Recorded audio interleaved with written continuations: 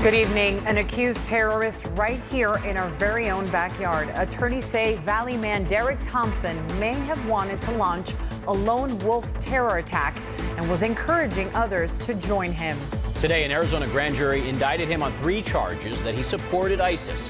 But why is this case not being heard in federal court? Our own William Pitts is live in the newsroom verifying why this is a state concern, not a federal threat. William?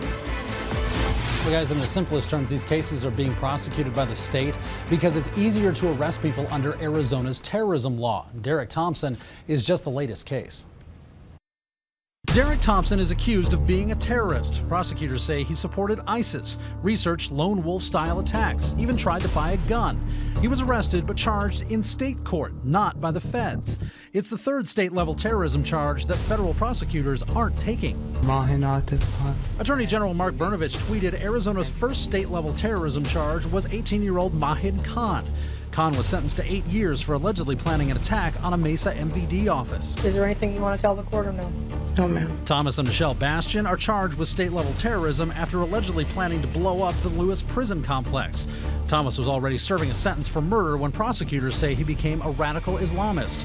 It was a federal investigation prosecuted in state court. On the following charges, 1 count of terrorism. For federal terrorism charges to stick, defense attorney Russ Richelsoph says there has to be an overt act. We would need to conspire to commit an act and then, say, blow up a building.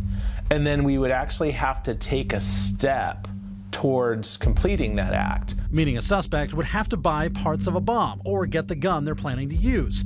State-level terrorism charges are a lot less strict. Under Arizona law, a suspect just has to show intent to carry out a terrorist act. Under the state laws, the planning, the discussion and the planning is enough. In Derek Thompson's case, prosecutors say it's enough that he expressed support for ISIS and tried to buy a gun. For federal charges, Thompson would have had to actually buy it, which he didn't.